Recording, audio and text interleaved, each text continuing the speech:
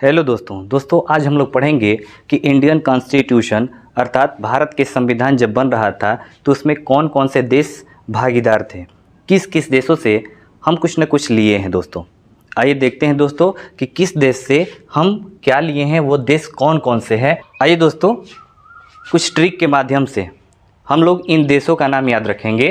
वह ट्रिक है दोस्तों आबिद,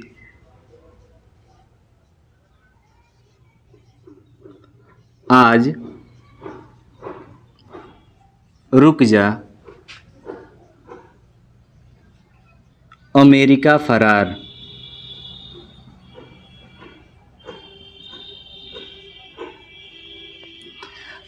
वो ट्रिक है दोस्तों आबिद, आज, रुक जा, अमेरिका फरार। यही दोस्तों ट्रिक है। दोस्तों इसमें आबिद में देखिए आ है, तो आज से क्या होगा दोस्तों, आज से हम लोग याद रख सकते हैं आयरलैंड, आयरलैंड। दोस्तों बी से क्या याद रखेंगे दोस्तों, बी से हम याद रखेंगे ब्रिटेन। क्या याद रखेंगे दोस्तों, ब्रिटेन। ऐसे ही दोस्तों द से क्या याद रखेंगे, द से याद हम लोग रखेंगे दक्षिण अफ्रीका, दक्षिण अफ्रीका, साउथ अफ्रीका। दोस्तों आज में आ है, तो आज से हम लोग याद रखेंगे ऑस्ट्रेलिया, आज से ऑस्ट्रेलिया दोस्तों। ऐसे ही ज से दोस्तों, ज से याद रखेंगे जर्मनी, ज से हमारा हो जाएगा जर्मनी। ऐसे ही दोस्तों रू से हो जाएगा रूस। ऐसे ही क से कनाडा, जा से दोस्तों जापान। दोस्तों अमेरिका, ये तो एक देश का नाम है ही, अमेरिका। और फ से दोस्तों फरार है ना, तो बस इसमें फ याद रखेंगे। फ से दोस्तों हो जाएगा फ्रांस। ये तो हम लोग इस ट्रिक के माध्यम से सीखेंगे कौन कौन से देश है जहां से हम कुछ ना कुछ फैक्ट अपने संविधान में डाले हैं। दोस्तों अब हम लोग सीखेंगे किस देश से कौन सा फैक्ट उठा करके हम अपने संविधान में डाले हैं। दोस्तों अभी जिन देशों का हम लोगों ने नाम पढ़ा है, ये सभी देश एक मीटिंग किए, सभी लोग एक जगह बैठ गए। दोस्तों वास्तव में कोई मीटिंग नहीं हुई थी, लेकिन हम लोग समझने के लिए एक कहानी बनाते हैं।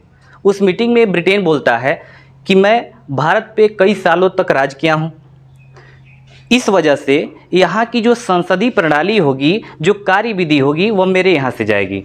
तो ब्रिटेन लेकर के आता है, ब्रिटेन और ब्रिटेन के यहाँ से क्या आ गया, संसदीय प्रणाली। दोस्तों संसदीय प्रणाली कहाँ से आया, ब्रिटेन से। और इसकी कार्यविधि भी कहाँ से आ गया, ब्रिटेन से। और एकल नागरिकता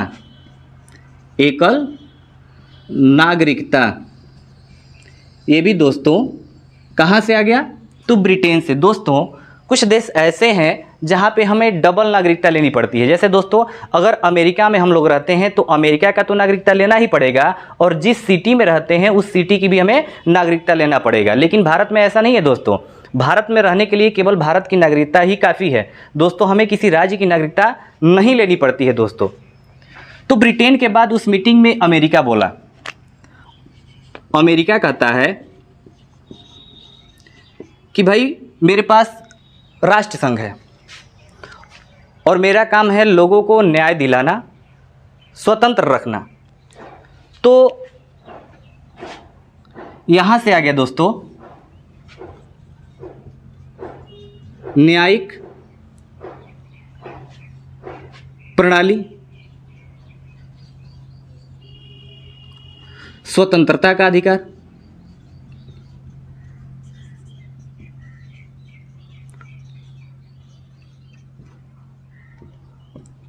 और मौलिक अधिकार।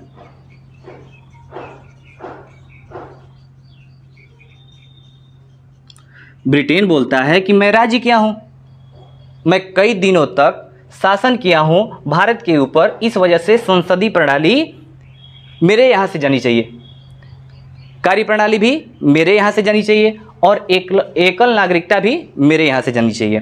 तो ब्रिटेन से आ गया संसदीय प्रणाली, उसकी कार्यविधि और एकल नागरिकता। तो अमेरिका बोला कि मेरे पास राष्ट्र संघ है, मैं लोगों को न्याय दिलाऊंगा, स्वतंत्रता का अधिकार दिलाऊंगा। तो वहाँ से आ गया न्यायिक प्रणाली। अमेरिका से क्या आया? न्यायिक प्रणाली, स्वतंत्रता का अधिकार और मौलिक अधिकार। इसमें जर्मनी खड़ा होता है और कहता है कि भैया सब लोग मिलकर के मुझे हरा दिए हो, तो मैं अब आपातकाल घोषित करूंगा। ठीक है, तो आपातकाल का सिद्धांत कौन लेकर के आ गया? जर्मनी। आपात काल का सिद्धांत हम लोग जर्मनी से उठा करके और अपने संविधान में डाल दिए हैं। तो फ्रांस आता है, इसके बाद कौन आता है? फ्रांस। और फ्रांस कहता है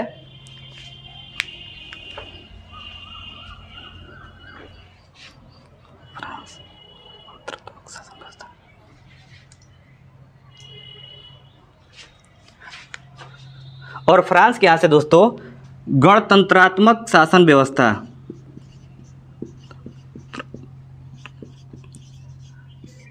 शासन व्यवस्था ये आ गया दोस्तों। फ्रांस के यहाँ से क्या आ गया? गणतंत्रात्मक शासन व्यवस्था हम लोग उठा करके और अपने संविधान में डाल दिए दोस्तों। इसके बाद कनाडा खड़ा होता है और कहता है कि मैं राज्यों के बीच शक्तियों का विभाजन करूंगा, शक्तियों का बंटवारा करूंगा। तो शक्तियों का बंटवारा, राज्यों के बीच में जो शक्तियों का बंटवारा है वह कहाँ से लेकर आए हम लोग? कनाडा से। ठीक है दोस्तों, राज्यों के बीच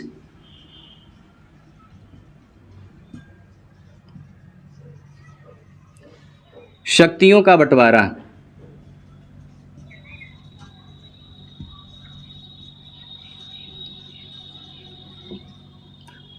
तब तक खड़ा होता है आयरलैंड।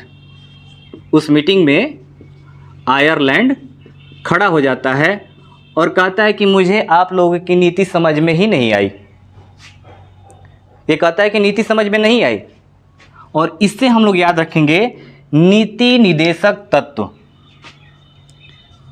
नीति निदेशक तत्व कहाँ से लेकर के आए? आयरलैंड से।